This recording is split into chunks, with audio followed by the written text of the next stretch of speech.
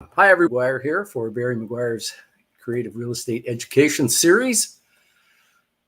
Most of you know me, but when I used to appear in court, a judge told me it's always great to introduce yourself. Doesn't matter if you've appeared in front of me 50 times, it's polite to say who you are. So that's who I am, Barry McGuire, creative real estate lawyer. I've been at it 45 years. I love talking about creative real estate, agreements for sale, rent to own, wholesaling, joint ventures, fix and flip options, all those kinds of things. And this group meets and talks about creative real estate once a week.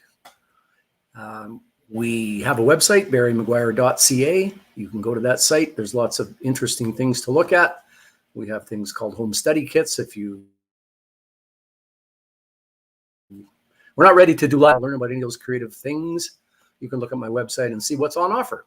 Guaranteed to help you out, educate you in things creative. So with that bit of intro, today we're going to talk about joint ventures, and we're specifically going to talk about joint venture red flags.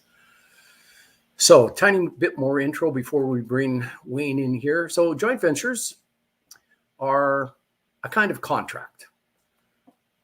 Sometimes they're called a co-ownership agreement. Sometimes they're called a joint venture agreement. It's the agreement that two people or more who want to invest in real estate put together. And in that agreement, they say, what property that they're going to buy or do something with, or properties, which venturer is going to do what in the joint venture. It's pretty common for one venture, sometimes called the working partner or the investor, to be the person who finds the property, who sets it up, who does the diligence, who decides whether or not it would be a good property. And then the other person in the joint venture is sometimes called the money partner or the non-working partner. There's other names for each of the parties. And that person most often puts up money. They might put up the down payment and qualify for the mortgage. They might just qualify for the mortgage, and the investor / working partner puts up the money. There's lots of different combinations, but it's a written agreement. They can run to quite a length. They don't have to be 100 pages long, but they're often at least 10 or 15 pages long, depending. And I personally think they're a critical part of any situation where you're getting together with someone to do something together in real estate. And why do we need these agreements? I think anybody who's been investing for a while understands that for almost everyone, sooner or later, you run out of money. Maybe you could buy one property on your own, or two properties, or three, or maybe even four. But it'd be pretty rare for anybody to be able to buy more than four properties, because the mortgage qualification process gets more and more difficult. Sooner or later, you can't qualify to get a mortgage. And so if you want to keep being in real estate, you have to partner up with someone to buy stuff together, and that's the joint venture. So with that background, we're going to bring Wayne in, and we're hoping that Neil Taniguchi is going to join us somewhere along the line. Oh, he's here. He's here. He's here. Oh, he's right there. Lurking. Faith in Bagara. My goodness. Lurking. I thought you said working, but of course that would be lurking. I'm allergic to hard work. Lurking. I get it. So guys, today it's joint venture red flags, and it's kind of funny, usually you'd start out maybe taking a joint venture and ripping apart all the clauses and talking about the whys and the wherefores and why it should be this or why it should be that. But we're kind of diving in at the other end saying, what should you watch out for in a joint venture? And when I was thinking about this, I thought, maybe it divides up into pre-signed venture. Sooner or later, you want to have a signed joint venture agreement, but before you get there, there's all the stuff you got to go through, all the negotiating and chatting and figuring and doing before you get to actually signing. And then there's during the joint venture, and then there's exiting the joint venture. Kind of thought it was those three things. So I was writing down ideas, And most of it ended up being on the pre-joint venture things. What do you need to talk about before you get married and sign that document? So I've got a big list of things here to go over, and I'm looking forward to you guys' input and your own things that you want to talk about. So I don't want to hog the list here. I know Wayne's got some couple things he wants to talk about on some of the diligent side of things. And Neil, have you done any joint ventures in your career, Neil? Oh, a couple. We did our first one, I think, in 2008, Barry. 2008. And we had a fellow by the name of Barry McGuire who helped us with a document back in the day. And I dare say that document has had a few updates since then, both by you and possibly by us. Yes. But yeah, Yes.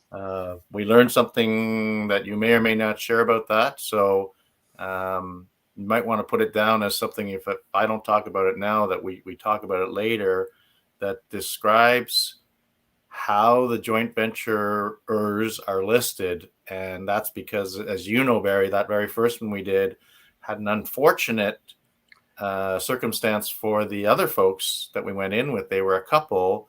They were legally separated but not divorced, and he was killed in a tragic car accident. Yes. And it was not defined how that joint venture at their end fell through. We're not going to spend a lot of time there because we're way too early in this, but if we get that deep. Well, let's not forget that one as we roll our way through it. And, these are the kinds of things you learn. As you said, Neil, that joint venture agreement, that version of it was one that our pal Raymond Aaron, I think, distributed way back in the day, and it's expanded to deal with a ton of different things. I've got one in my precedent book, I think, that's runs to, I think, 2 or maybe even 3 pages of index. Wow. Just, I think there's 80 or 90 clauses in it. So yeah, the joint ventures have come a long way. And folks, they don't have to be giant, complicated documents. They really don't. But, let's dive right in on that aspect of it. And that a red flag for me, and I've heard this a few times, is you're talking to someone about putting together a deal, a joint venture, and one or t'other of the parties doesn't think it's worthwhile writing it down and getting it all straight. So I've seen that more times than I'd like to count. I don't know. What are you doing there, Wayne? I'm just trying to figure out a point. I'm backwards. I'm pointing, but I'm pointing backwards. It's really weird. I guess it's over here. It's just, sorry, ignore me. That's where I am. You can't see the screen, but it says red flag. It says red flag. Ah, yes, I can see it on the screen. Red flag. Flag on the field. Red flag. There. Okay, yeah, it's a backwards thing. See, It's a backwards thing. Yeah. Just to finish your question, Barry, we've done probably 20 joint ventures since then with 12 to 15 other parties, because again, like you mentioned, we hit that point where we couldn't get any more mortgages on our own. We didn't have necessarily the capital. We happened to have lots of people who said, hey, what do you do? And it turned into an opportunity that was a win-win. And then as we got rolling, we've been reducing some of the numbers of our joint ventures, because as you get to a certain point, when you have some track record and in our case, corporate returns, we can now get corporate financing. Mm-hmm.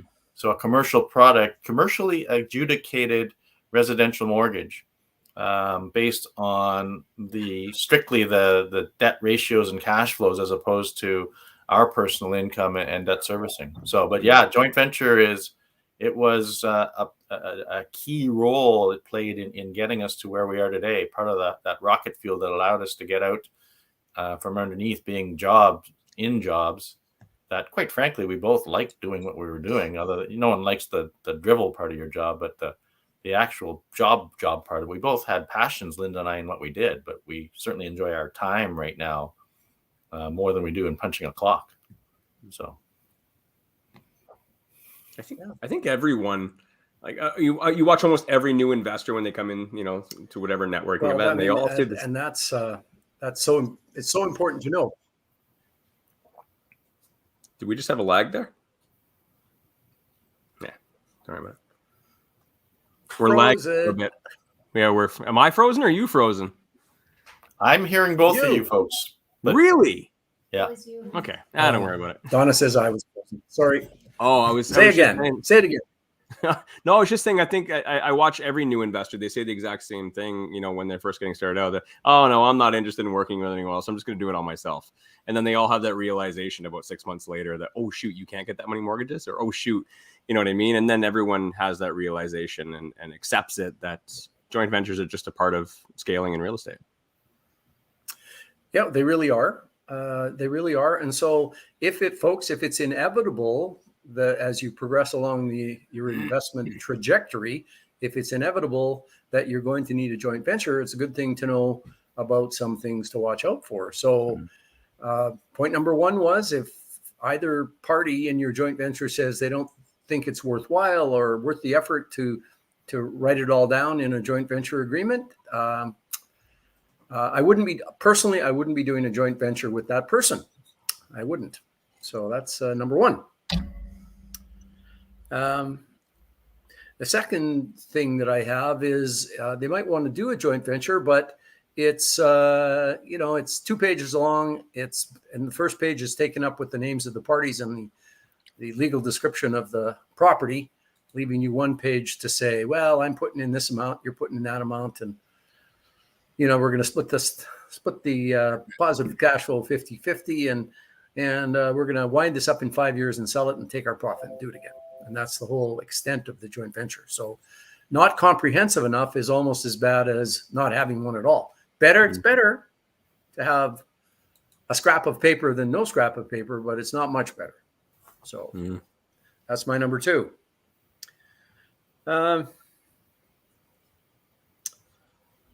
Number three, I don't have them in any particular order. I've got them just kind of listed on my sheet here. Number three is where if there is a joint venture, it's not worth explaining or reviewing or talking about. Somebody, in your joint venture, the other party says, well, here's the joint venture agreement, but you can read it over. Just sign where indicated, and that's all we have to do. And there's no discussion about how it really works, or joint ventures can be quite intricate, especially some of the parts about contributing money to the joint venture, especially the parts about contributing money after you're in the joint venture. What if more money is required? What if you assess your joint venture 6 months in and you say you need another $30,000 each for some reason, and your other venturer says, I don't have it, I can't do it, and I'm not doing it. Then what? It's quite detailed to write in a joint venture. What do you do when your venturer won't hold up his end of things? So, joint ventures have to be comprehensive enough, and they have to be reviewed so that people understand what's going on, because you can bet your bottom dollar, if you don't do that, when things go sideways, somebody goes, oh, I didn't know about that. Nobody explained that to me. And it's not just a case of saying what those contributions may be after the fact, but like what you're saying, Barry, is what are the ramifications if party A or party B doesn't contribute their amount? How does that affect the split or the actual joint venture in and of itself? I think I have a recollection. There was an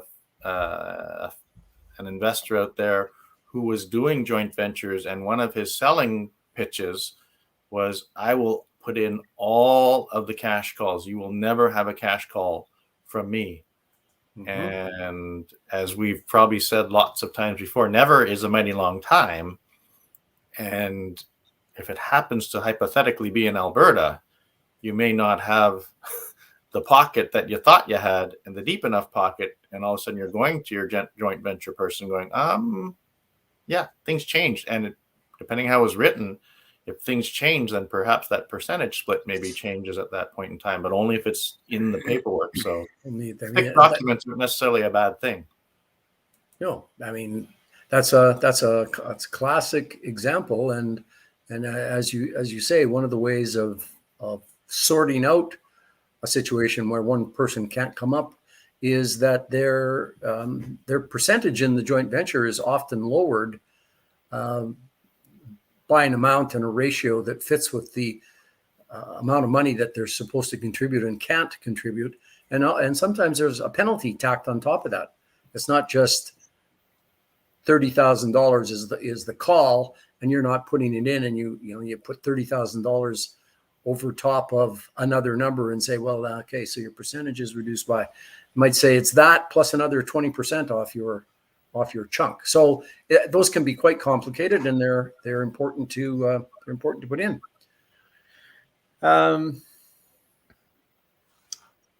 Now, not properly explaining or not having something properly explained, brings up the question of the other party in your joint venture getting independent legal advice. So I'm often working with entrepreneurial guys like you two and putting together the joint venture from the perspective of the investor / working partner who needs somebody else's money to carry on investing. And so, we draft those kinds of joint ventures, and you want to get them off to your money partner. What's your position on independent legal advice? Do you say to your joint venture partner, listen, to do a deal with me, you got to have your own lawyer, you got to get your own advice. If you don't get that, I just can't work with you. Or do you lay it out for them that it's really important for them to do that, encourage them to do that, and then if they don't do it, you go, I've told you, I recommend it, it's really a good idea, I'm confirming here you're choosing to ignore my advice and you're not getting independent advice? Or do you deal with it at all? What do you do, Wayne, when you're doing it? From a legal perspective, a joint venture contract is just a piece of paper. It's a bunch of pieces of paper, right? And you hope to never, ever look at it ever again. But if you ever do have to, you take it to, a court over a dispute, you want to make sure that the other party got legal advice. Because if you just told them, hey, just sign here right now, and that's what they say, or they just told me to sign and I never got a lawyer or anything else. And Barry, you can probably speak to this a little bit more. They could argue that they didn't understand it. And which is so silly because they signed it. What's a signature? What's a contract? But apparently, it doesn't have a whole lot of strength in court if they didn't have a lawyer look at it. So, absolutely, what you had mentioned was get them to sign off saying that they chose not to have it reviewed by a lawyer, and you're covered from that risk. Yeah. It's just one extra element or one extra layer that you need to make sure that you're covering, again, in the event that something horrible happens down the road and you need to review this and you need to bring it to court over a dispute or someone died. You want to make sure all your ducks are in a row to make sure you're covered. What about you, Neil? If I had gone first, I might have been, given that we're so close to an election, I might have answered a question with a question like a politician to say, well, what would you recommend, Barry? But I suspect that you would recommend that people suggest to the other party, regardless of I guess it's more if you're the person proposing for someone to come in with you, you're the finder versus the actual investor with putting up the funds and possibly a mortgage, that the person who's going to be running it should be fairly, the right answer is to say, yes, you should insist that they get legal advice.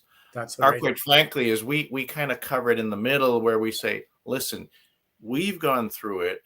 We're going to get you to sign acknowledging that we went through it with you. And then we're further going to get you to sign acknowledging that we recommended that you went and got a certificate of independent legal advice. And if you choose to do so, that's great. Let us know the questions. If you choose not to, you're going to sign here saying that you were advised to do so. And interestingly enough, my experience is that the great preponderance is that most people don't go and see a lawyer. Not everybody, but I'm guessing it's 70-30, 75-25. 75% of people don't go see a lawyer, and that's when you say, okay, that's your choice. I've strongly recommended it. Please sign here. And you have a nice, well-drafted bit of verbiage there about what you recommended that they do and what they didn't do. And that is very useful if you ever have to go off to court. Our experience is one of the parties literally has gone and sought their independent legal advice directly with a lawyer out of all of the joint ventures that we have done. It's kind of like in rent to own, we do the exact same thing. We talk about that in your course when you're doing that, Barry, that says, if you're going to do rent to own, you probably want to have a clause in there that says, I highly recommend that you get these contracts reviewed, Mr. Potential Tenant Buyer. Yeah. People just don't. If you give them the option, it appears to me that what did you say, 75% won't? I think it's higher, quite frankly. Maybe. Yeah. Yeah. You know, I didn't want to go too high, but it easily could be higher. It really easily could be higher. And so if somebody doesn't want to go and get independent legal advice, I guess it's not as much of a red flag as an expectation. From all of our experience, we found that most people don't want to, they just don't want to do it. So fine, you can't make them. So cover your buns so that they can't say in court, they foisted this on me. I never had a chance, because people will say things, when they're in trouble. I see we have a comment here. Although technically allowed in the agreement, reducing the equity on a partner who doesn't want to contribute to a cash call can spoil the relationship pretty quickly, I would assume. Well, I would have to agree with that, like 100% agree with that. But before you get to the point in any agreement where you lay the lumber on your joint venturer to say, okay, well, I'm reducing your equity, plus there's a penalty equity reduction because you haven't contributed.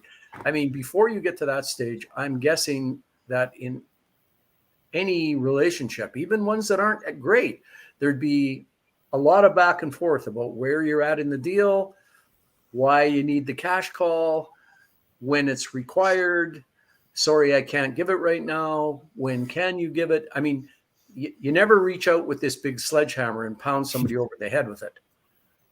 There's lots of talking first. So I think the relationship was probably on the downhill run before you pulled the trigger on the clause. So it's kind of how I look at that one. One would hope so, that there's been, like you said, lots of preamble discussions, heads up, warning that it just doesn't, if it hits the original, right, the person running the operation who proposed the joint venture in the face, that's not going to be good. So typically the person running it operationally has an inkling that this is coming. So there should be some discussions, but even with discussions anytime, and you may have perfectly well said to people, there may be, see here, there's a possibility for it.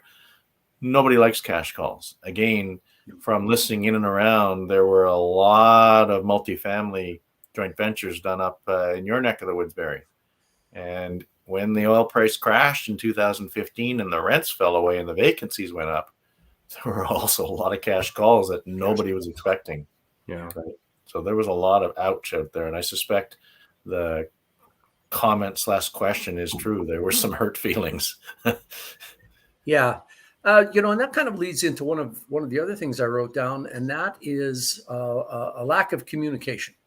A lack of communication. So if the working partner / finder has said to his money partner as the joint venture is getting organized, so we're going to get into this deal, and I'm going to say, I think it's pretty common to say, I'm going to give you reports quarterly or half yearly for the first year till we get up and running, and then probably I'll reduce that to half yearly or yearly, some version like that. But there's a conversation about when the money partner is going to hear from the finder / working partner as to what's going on in the joint venture. So if you are the now I guess this is a number 2 during the joint venture.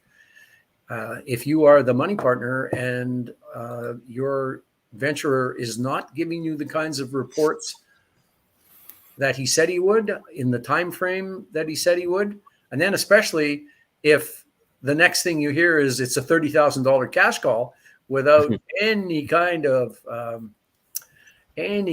knowledge about what's going on, that would not go down very well. So if you're the money partner and you have an agreement with your working partner / finder about how they're going to report to you and in what format and in what time frame, you hold their feet to the fire and know when it's going to happen. And if the minutes they're not reporting the way they're supposed to, get out, phone them up, send them an email, text them, and say, listen, it's what we talked about.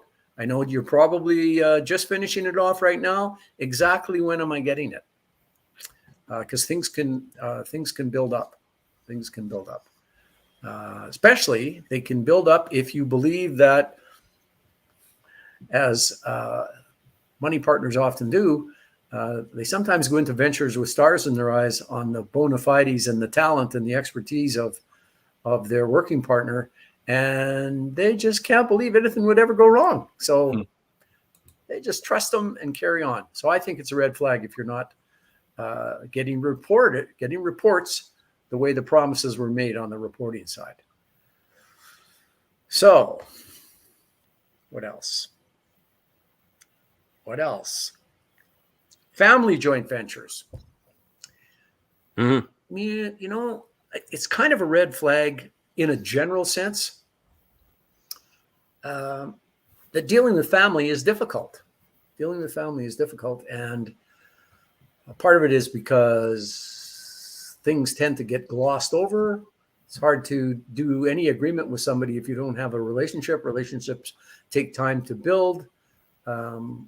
And then if it's family, you already have the relationship, and somebody gives you an offhanded summary of what they think they're going to do. And, you throw some money into the pot and hope, crack another soda and carry on with the evening's activities. And then when it goes sideways, it's very difficult. It's hard to be hard on family. It's hard to sue family when things go sideways. Families don't talk to each other anymore. So for the sake of some dollars, all of a sudden, a lifetime of being a great family with great relationships can disappear. Do you guys have any takes on dealing with family? Wayne? Yeah, me personally, I've done deals with family, but I agree with everything you say. You got to be super careful. We talked about this last week, actually, about enforcing that with family. I mean, 9 times out of 10, you're not going to take your uncle or your cousin or your sister or your dad to court. So sometimes I think the reason for a joint venture agreement with family would be to ensure that everything is clear on what the expectations are, what happens when something doesn't go as it's supposed to go. So that way everybody's on the same page. If you don't have those things, then there's going to be a whole lot of he said, she said. 3 years down the road, 6 months down the road, whatever, 10 years down the road, you don't remember the discussions that you had originally, especially the person who's not the real estate expert. The person who just came in and said, all they remember is that, what did you say? Maybe 12%, maybe 15%. 3 years, 4 years. I thought you said 2 years. Like they're not going to remember that stuff. They're not in it like you are. They gave you the money and they walked away, and it's been years. They're not going to remember that stuff. So make sure you have it up clear, and then that they signed it, and then they're like, oh shoot, I guess I did sign that. So that way it doesn't affect your relationship with your family. It's not worth it. Yeah, well, it goes a long way to protecting yourself in that family situation. Family can be madder at you faster because of the relationship. 100%. You didn't tell me. You didn't explain that joint venture to me. I thought I could get out anytime I wanted. I told you I might need my money back. Yeah. 5 years, 10 years. It was 2 years. So you just have to be careful with family. I think you kind of have to make a decision about whether or not you want to deal with family. And if you are going to deal with family, you've got to, you got to have an agreement. You've got to really have it. You got to really have it reviewed and go over those tough clauses about who has what responsibility. Is there a time frame that you're discussing for when the joint venture might end? What's the exit strategy? What about cash calls? I mean, there's probably 7 or 8 really important points in a joint venture that you might not have to review 80 clauses in detail, but there's 6 or 7 or 10 that you got to review and point to and go, okay, so just as we finish discussing this clause, Bill, what it really means is at the 3-year mark of a proposed 5-year joint venture, you can't come along and say you want your money back, because that's not how these are set up. Mm-hmm. So you got to be in here for the long haul, Bill. And the long haul in this case means at least 5 years. Going to be okay with that? Great. I'll just tick the clause to show that we've talked about it. So, and there's like 7 or 8 other ones that you would do that on. So family can be very difficult. It also can be great. Be great. You got families who want to support you, who when you, as one of the comments said, do what you say you're going to do, and the joint venture runs tick, tick, tick, just the way you predicted. What you want in a case like that is a large family, because the person you're dealing with will tell everybody else in the family what a super investor you are, and the money will flow. The money will flow easily, and don't you be sidetracked. Make sure that you continue to do that good, careful job, that thorough explanation, overdoing it. I mean, I think you have to overdo them. And, because I use the Dragon Dictate software program that lets me talk to my computer at about 150 words a minute. It's so easy to bang out a confirming email that deals with 6 or 7 or 8 points. It might take you 10 minutes to do it. And then you've got a record right from then about what you did and what you talked about, plus your written joint venture agreement. And what that kind of thing does is it as they say, girds your loins. I've always loved that expression. It girds your loins. I got to look up and see exactly what that means. I think I know what it means. For the circumstance where your family venturer comes along and says, well, Wayne, sorry, my life has changed. It's at the 3-year mark in a 5-year JV, and I need my money out. And you go, Bill, that's terrible. What's going on? So Wayne, being the kind of guy he is, he'd find out what's going on in Bill's life. Likely he'd find a solution to the problem and organize it like that for poor Bill. But if that didn't work, hopefully, if that didn't work, what you can do is you can go to your email that you did, or you might have written a letter and sent it to them. You can go to that and you go, Bill, I'm really sorry to hear that. That's terrible. This has come up in your life. And I would love to help you. And I wish I could help you. But, as we discussed in our email this is a 5-year deal, and it doesn't work. I can't pull the money out because it just doesn't work at this point. So tell you, man, I'll do everything I can to help you out, but I just can't do it right now. And that's as opposed to not having any record of the conversation, any record at all of what you talked about, the things you emphasized. And then you're trying to remember what you said. And you might remember exactly. Remember, Bill, we talked about it when we were over at your house that night. Bill goes, I don't remember one damn thing. I just need my money. So, or I remember it, and I need my money. Yeah, good point. And that's true, folks. Sometimes that'll happen. No matter what you say, people go, yeah, I know we talked about that. I still need my money. How are we going to do that? Wayne? Yeah. Oh, sorry. I was just moving on because not moving on. I was just there was a question that came up, and I thought you were moving to the next thing. Did you want to touch the question? Sure, let's hit it. Questions are great. It's a rather big one, and actually it's so long it's cut off and I can't even read it. But let's try. Let's see what Trent is saying. So Trent's new. No forgiveness required, Trent. All questions, welcomed.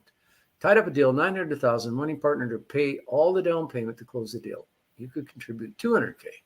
Qualify a construction loan, interest only, 10 units. Build-out project. How much is considered a reasonable and viable split between you and the money partner? I think this is a really good. Don and I were talking about this, about potentially doing in the future a JV structure session, perhaps doing a Facebook Live on how to structure JVs, what percentages, responsibilities, obligations, that kind of stuff?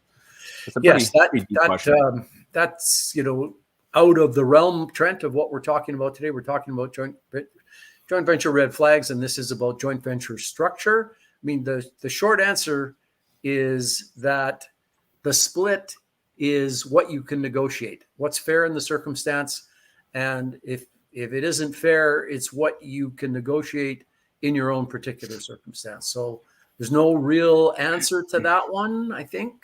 The general answer to that, without going deep into the specifics, is that a lot of joint ventures are taught as a 50-50 initial starting point based on the party that's putting up the down payment and taking the mortgage gets half, and the party that is running the joint venture and found the opportunity gets the other half. That has traditionally been how those are taught. In Trent's particular case, I'm still going, okay, 900, is that the purchase price or is that the down payment? So that, it might not be something we get through today, but certainly it could be something where you could post it into the group chat outside of this broadcast, and you'll get a couple of different opinions there, Trent, or it becomes a JV structure session, as Donna says. So just on the family thing, Barry, I'll add 2 comments. I have actually heard of a case. I know a friend that theirs wasn't around a real estate joint venture, but it was certainly around a business venture together, and it ripped the family apart. They ended up suing a parent, and it was terrible, right? There's still many years later, it's acrimonious. It's destroyed a family relationship. And so that is probably one of the questions. Sean put it perfectly. It has to be even tighter than your standard one. And even then, sometimes you question whether it's worth it or not. We've just done one. For those of you who are Facebook friends, you've seen our post. We just did one on Vancouver Island with Linda's folks, and we said that to them up front. We know in general what we're agreeing to. We said we have to get this put on paper for all of them, for all of us rather, because again, if something happens, what's your reference point? Oh, I think this was said. My understanding was, I thought that no, it has to get written down. Yeah, that's a good way to say it, Neil. What's your reference point? You need something to hang on to go back and go, all the talking in the world is good, but here's what we sat down and here's what we agreed to. And then, one of those little emails to emphasize the really important points is very helpful. Mm-hmm. All right. Next up, poor pro forma. I think Sean suggested this one as a red flag. So this is at the beginning, as you're looking to get married to someone else in. You're the money partner, and your working partner, your finder, comes up with a set of numbers. So the pro forma is a collection of kind of predicted numbers, isn't it? Mm-hmm. This is how we think the project is going to go. So I love to see a pro forma. Talk is great, but let's see what we think the rent's going to be, all the expenses, the insurance, all those kinds of things. I want to see all that, and I want to look at it, want to analyze it. And what you get is, dog's breakfast that just doesn't make sense, badly put together. If you have any experience at all, you're going, and even if you don't have much experience, you go, man, I can't understand that. I don't know. There's stuff missing. So if someone talks a good joint venture and they're pretty smooth, and it sounds like they know what they're doing, and you're interested in getting together with them in a joint venture, and you ask for the numbers, and it turns out to be that terrible, hard to read, kind of useless pro forma, to my mind, that's a huge red flag. Mm-hmm. Yeah. Big red flag. I think that whether you're going to be if you're going to be a money partner, you should have a general understanding of how performers work, or just a general understanding of real estate investing. I mean, because any real estate investor could just put whatever percentages they want down, and I see a lot of realtors do that sometimes. So when they're putting out performas and investors, and you look, and I'll look down to little percentage numbers and be like, well, why are they only charging that much for repairs and maintenance? Why are they only charging that much for vacancy? It should be this much. There's a standard of what it should be. And then you can adjust it and tweak it based on the condition of the property. Maybe if it's brand new, it's under warranty and everything else, you can lower your repairs and maintenance percentage. But sometimes I'll find that they'll lower the numbers just to make the cash flow look bigger, which is a red flag. Because they may say that now, but as soon as we get into a situation where either when they close it, they change their mind, or there's not enough, your reserve fund is not being replenished enough on a regular basis, and then that leads to cash calls. Yeah. So red flag. And so probably the comment that comes out of that is, if you're watching this video and considering being the money partner, probably the question would be, well, I don't know what questions to ask. So this is a great group where you can, right, put them in the chat or put them later when you actually come across a specific opportunity, because you can probably share elements of a pro forma without necessarily giving away the whole thing and worrying that someone is going to jump on it before you do. And typically within this group, that doesn't happen anyways. That if you're the money partner potentially for someone else, it's because you likely have a relationship with them to start with, right? Right. Yeah, that's those are good points. If you're brand new, if you've got money and no experience, how do you know? So that's, you got to educate yourself on the money side of it too. You can't just rely on your working partner finder to do all the work and be right all the time. Yeah. So you end up accepting what they throw at you, and you have no way of checking or doing. Mm-hmm. What are standards percentages for main items in a pro forma?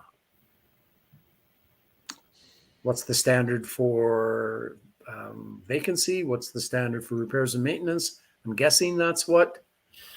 If someone is giving you, we'll start with vacancy since you mentioned it. If they're going to say that it's a property that Wayne Hillier is presenting me in Edmonton, then... Which is a great property, Neil. Great I tell you. It's the best. The best. I'm in, right? Where do I sign? If you can get me bought. Vacancy rates, there are guides to them. So if you were a money partner considering it, you might say to Wayne, okay, in Edmonton, what's the Cmhc published vacancy rate, which again is not exactly the science, because Cmhc tracks only dedicated rental units, not single family units that are owned by individual investors. But it gives you an idea. What are the trends? What has the vacancy been? And Wayne comes back and says, well, we're going to use a 4% vacancy rate, and it's been running at 2%. And so that's good, because that means Wayne's being cautious. But he says, we're going to use a 4% vacancy rate, and he shows you some data that says it's at 8%. Then that number likely is going to be, you're going to have less income than 4% indicates, when it really should be, you should be deducting more, allowing for a larger vacancy. So that's one way to track vacancy. Property management, since I'm going to take the easy ones while I can, is typically 8, 10, maybe 12%. Yeah. And in a multifamily, by the way, it's not. I think a multifamily is going to be a whole lot different. Yeah, for sure. For repairs and maintenance, on average, what I see is anywhere from 2 to 4%. Depends on the condition of the property when you get it. If there's deferred maintenance, like the roof needs to be done in 10 years. So if the furnace needs to be in 5 years, hot water tanks maybe got a year or two left. And then all of the other normal repairs and maintenance, like toilet flaps and that kind of nonsense. You should have a good spreadsheet of all the different things and where they're at in their lifespan. And then you should plan for it ahead of time. And then just make sure you're divide that over that period of time, and then determine how much you want to set aside every month. Normally 4%. As long as you have a good, healthy reserve fund, you started a good reserve, and then you'll deplete it. But then every month it's also being replenished. So that's trying to keep that reserve fund at a healthy balance, just based off of that. As for vacancy, on average, most people assume that you're going to have, for every 1 year of a lease, you're going to have a 1 month vacancy. So in that right there is, if you take 8% of your rent every month, times 12 months is 96%. That means at the end of the year, you'll have one rent payment set aside for 1 month of vacancy every year. And that's normally a safe amount. Yeah. Unless you got a really crappy vacancy rate, and then maybe a few more. let's remember that when we get into joint venture structure. I mean, that it's part of structure, isn't it, to work on those things. So yeah. There'll be more to talk about, but we'll go over those again when we do our joint venture structure. Do you want to look at this other question, or sure, there's more questions? Let's go. Yeah, might as well. I haven't read it yet. I'm trying to get started into real estate investing and lots to learn. If I put the mortgage and my joint venture partner finds the deal and has this team, will going 50-50 be something all right? Or should I go higher or lower if I'm the one who's carrying the mortgage? I think, again, back to what Trent had said earlier, or what Barry had said about Trent's question. I think this is a really good for the joint venture structure session. We could talk about this for an hour. We could, but Alejandro, if you're if you're just getting going in one, as Neil said, 50-50 has been a classic split for a long time. It's not, I mean, it's easy to talk about. It's easy to understand. It's often reasonably fair to the parties. And, in your circumstances, if it seems to fit for you and your JV partners, it's important to move ahead on these deals and get going and do them. So I wouldn't beat it up too much in my first JV deal, because you need experience. You need to do deals and learn how they go. So I wouldn't be too wrought up about it. If 50-50 looks good and feels good, carry on and see if you can put together a deal that works. The one comment I'd make with that too is, if you're the money partner, it sounds like potentially here, Alejandro, is there's an old expression that says, are you betting on the jockey or are you betting on the horse? And the common theory, I think, is that people bet on the jockey, which in this case would be your joint venture partner, that says, do they have a track record for success in creating joint ventures that have been established and running and doing well and providing returns and not having cash calls and having good reporting and having accurate pro formas and everything like that. So talking to your potential partner about what have they done. And in the same breath, I'm going to say everyone started somewhere. So it can be a case that if you're not sure, then between you and the other side, that's where you both want to make sure that have all the potential questions been put onto the table, where you get not just any lawyer, but a lawyer who understands real estate joint ventures, perhaps some fellow by the name of Barry, right? that can say, hey, here's a clause that hasn't been, have you addressed what happens in this particular instance?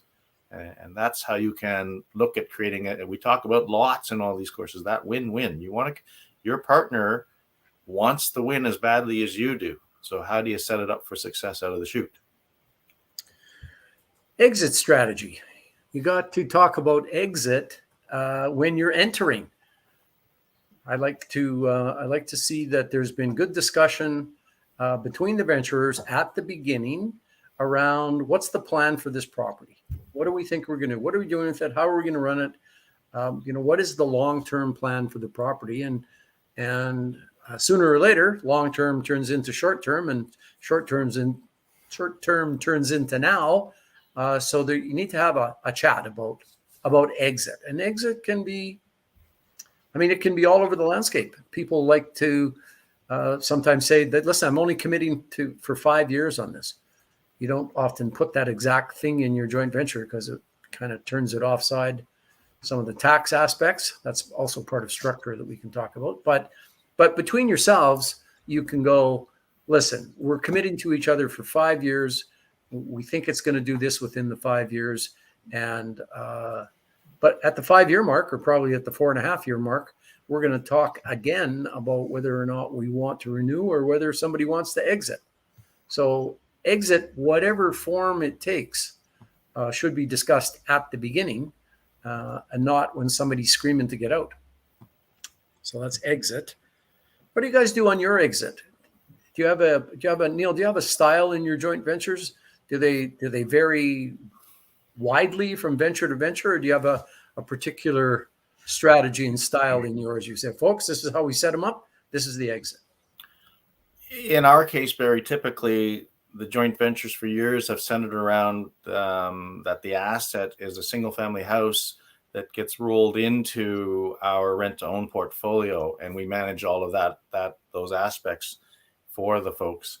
And so the exit is predefined, that it's not necessarily even set out in terms of 5 years. It's predicated by the tenant buyer qualifying to purchase the house. And again, we make sure that people understand that while we'd love to say we have 100% batting ratio in getting tenant buyers to the finish line where they do become homeowners, there's a possibility that they don't get there. Again, economy, divorce, job loss, those tend to be the big ones. Rather than we do rent own perhaps a little differently than some companies, where we automatically have an extension in our contracts. So we don't say your year is up, Mr. and Mrs. Tenant Buyers. Did you qualify? No, get out, right? Because we don't want the house back, is what we tell everyone. So if they're doing what they need to do, they haven't quite got there, they can renew that contract with us. We've had some people for 8 or 9 years. So that tends to center the discussions when we were setting up these joint ventures with people. That says it could be as early as 2 years. And if that's the case, that's great, because we'll all be able to take our profit and go home and decide from there, do we want to redo it again? But it may go longer. So there are options to renew. And one thing that we started putting in, I don't remember at what point we did it, but it was when we had the confidence level to know that we had more than one, if I'm going back to the horse racing analogy, we had more than one bettor out there who wanted to put the money on us as the jockey, that we would actually say to people, if you get to that point where you are Uncle Jack and you need your money back, your 100,000, I think was your example earlier, please give us, if you gave us 90 days notice, and it might take us 180, we'll get you out. We'll give you our word on that, because I have the confidence level that if I need to replace someone, and now today I really have that level, that if I need to replace joint venture partner F in the series of A, B, C, D, E, F with joint venture partner R, or wherever we are today, or even that we've taken on ourselves, that I can do that, right? So we've built that in just over time. If it's your first joint venture that you're offering out to someone, and you make someone that promise, you want to make sure that you have the ammunition or the horsepower to back up that promise if you needed it, where they put their hand up in 8 months and said something changed, and you could maybe bake it in that says, after 3, 4, and 5 years, if you need to get out, we can replace you. But again, just a word to the wise there. Yeah. I love how Neil operates his business. I mean, like, if you're looking for someone to emulate as a real estate business owner, or this way, now we're done this way. Right? It's always win-win with you. It's like, yeah. I sorry, I had to throw you a compliment. You're just like a really good role model. So thank you. Listen up. It is. Neil has he has a wonderful perspective on deals and on joint ventures, and it is always win. It is always win-win. And I think maybe joint venture success should probably be a component of joint venture structure. It might be a whole other joint venture discussion, because one of the reasons Neil and Linda are so successful in their joint ventures is he's got a roster of people who are dying to do a deal with him. And so if somebody needs their money out, Neil can go to the list and just talk to people. And probably when he says, I need 90 days, maybe 180, he likely can organize it in 30 days. But if you say to somebody, just give me 90 days and we'll sort this out for you, that's the way to do it. So that comes Nobody offers that. Nobody does that. No, I know. But Neil. Except the great T. So Wayne, on that deal you're offering me up in Edmonton. Oh man, I can't match your terms. Dude. All right. We have a question in one of our other groups that didn't pop up here. Okay. Donna just sent it to me. JB had asked, if a joint venture partner dies, how does the estate settle with the joint venture? Is the person, whose estate is it? Are they the money partner or are they the operational partner? I would, well, it's completely different for both. Yeah. I think that the question that everybody wants to know, most of the people here are the working partners. So I would assume that he's curious about the money partner dying. I don't know. I'd be more nervous for the one time. Donna is kibitzing here on the side here. Sorry, guys. She thinks that it wouldn't be the money partner would be the big concern. The working partner is as much. But let's say it's the money partner who dies. So that brings up the question of insurance, which is part of joint venture structure. What should you do on that? Discussion for another time. But the basic rule in estate matters is that if Bill, the money partner, entered into a joint venture with Wayne, and Bill dies, then Bill's estate steps into Bill's shoes. Right. And Wayne now has a joint venture with Bill's estate. So that's, you better hope that's baked into your legal agreement, because if it's not, you need a new lawyer. Yeah, you got to take care of that. Got to take care of that in the joint venture agreement. What happens, and lots of times the estate doesn't really want to have anything to do with the joint venture. Estates want to typically gather in all of the assets of the estate, turn them into cash, almost always, and then distribute the cash as quickly as possible to the beneficiaries of the estate.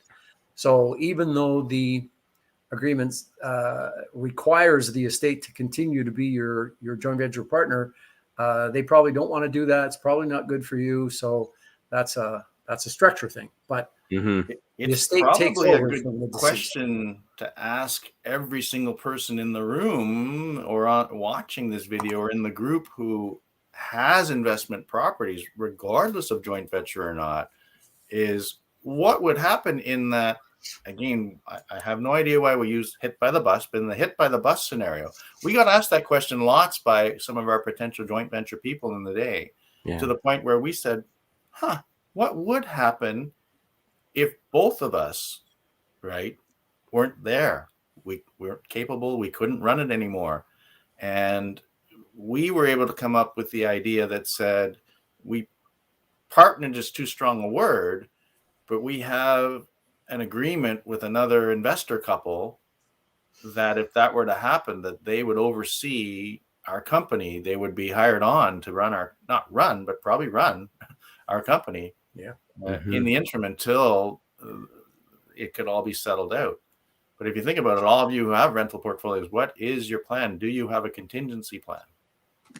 Neil, I'm sure your will is pretty just as extensive as because Gabby and I are working on ours, because we're like, oh crap, I hope to God we don't both die in a bus crash, because whoever has to inherit this mess, not a mess, but like just as your portfolio is, it's complicated. You got for sales and RTOs and maybe you got a promissory note over here. I'm like, God, I'd feel terrible for my sister who has to inherit this. So a good will, and having someone have a general understanding, or find someone in the community. This is actually legit. We're actually talking to some people in the community and be like, hey, if we both die, do you mind covering this? Because I know that you're capable of handling this. And then you just work out that they get a certain percentage of the portfolio or something. Yeah. But that's another session right there. That's a whole other session unto itself. Corey had said, sorry, not that question. What about life insurance on each partner? Barry, you had touched on that very briefly. Yes, life insurance has to be a topic when you're structuring your joint venture, and it's the discussion around what happens if one or t'other parties die. What would we like to have happen? You probably don't want to be partners with my wife, so let's put a policy in place that provides enough money for. Sorry, Donna. Wow. I have no idea what she said, Barry, but I know what she said. How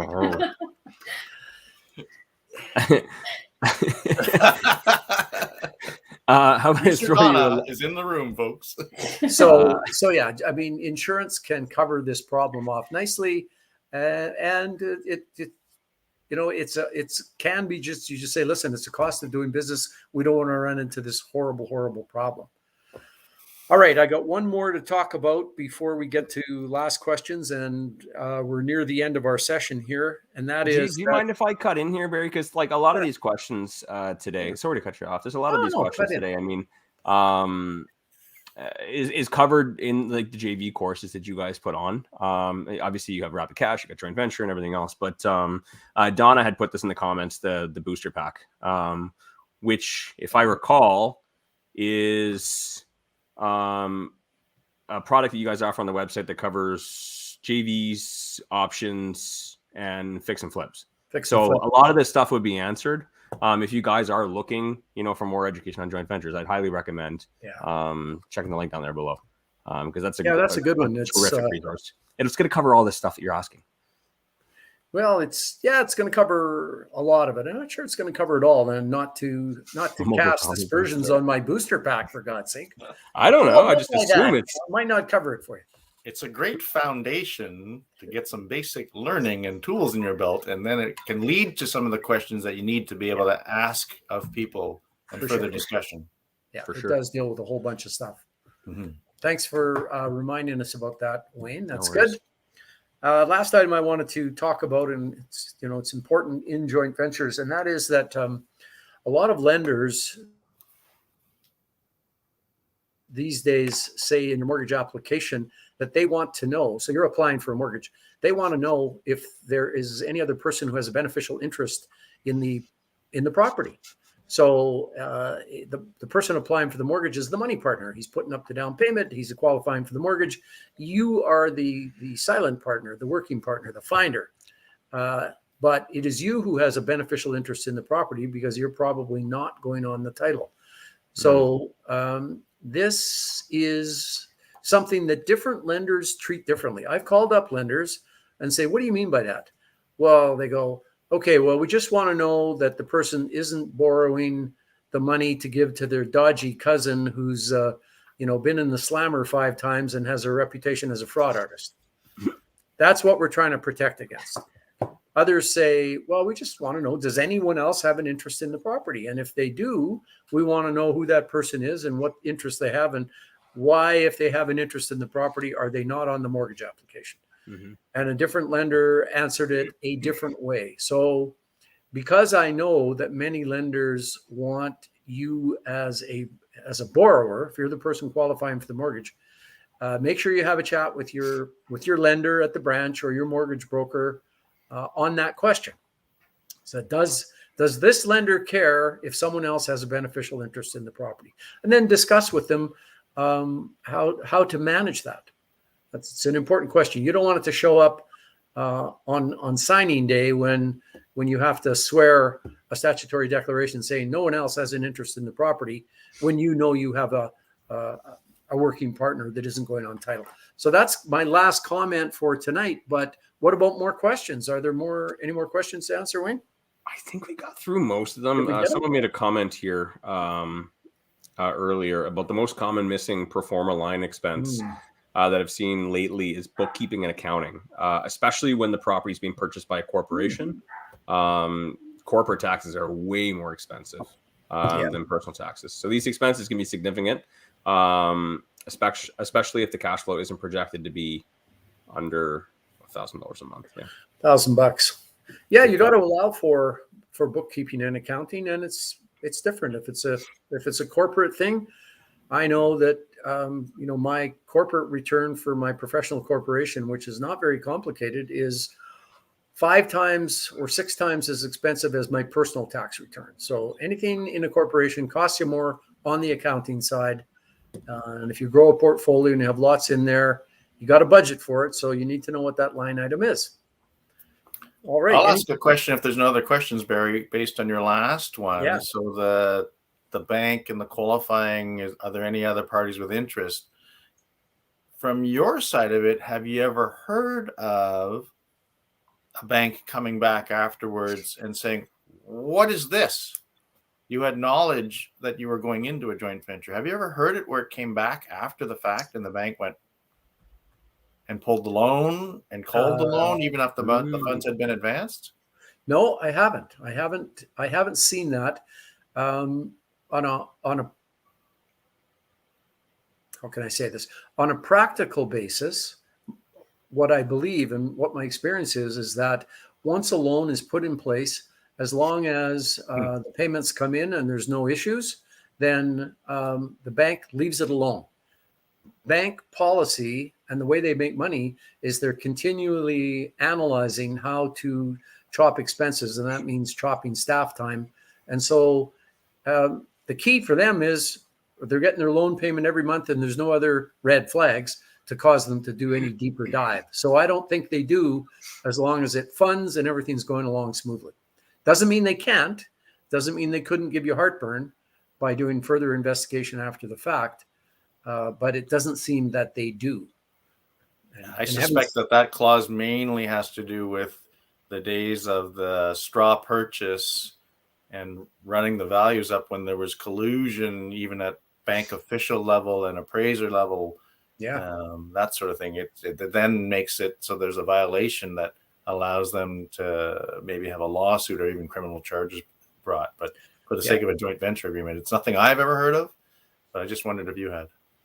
No, banks could do that, but I just never run into that in my practice, and I've been at it a long time. Which, of course, doesn't mean every other lawyer sees it twice a week, but I haven't. So, all right. Well, if there's no further questions, it's always fun doing this with you guys. It's the hour slides by; it's gone. I've missed you guys. Yeah, We I missed know. you. We missed you too. When are we getting a live event? What are we doing? Well, as soon as we can figure out. Soon, says Donna. I am dying to do a live event. I am tired of doing Zoom events. I mean, this is good, isn't it? It's good that we can do this, but our live events, they're superb. They are. I'm selling now, folks. Live events are absolutely fantastic. We spend a full day or 2 full days. We feed everybody fabulous food. There's great rooms. There's all the questions you want. There's networking till hell won't hold it. And then when it's all over on any particular day and we say, okay, we're done for the day. Are there any more questions? Wayne pulls out his pad. No, that's not right away. That's after we spend another hour and a half. So we stop at 5 o'clock. We answer questions for another hour and a half, and it looks like they're exhausted. And then I go, okay, so are there any finals? And Wayne looks around the room like that. He goes, reaches into his pocket. He goes, I have a few. And he opens up his sheet of paper. But you know what? Nobody leaves. Everybody stays until every question is answered. And then we head off usually to the local restaurant or pub. And what do? We have some food and some drinks, and we talk real estate for another 3 hours. So, and it's fun. It's just fun, and I really enjoy doing it. And so, Wayne, I'm dying to do a live event, and we're working on it. I really want to do one.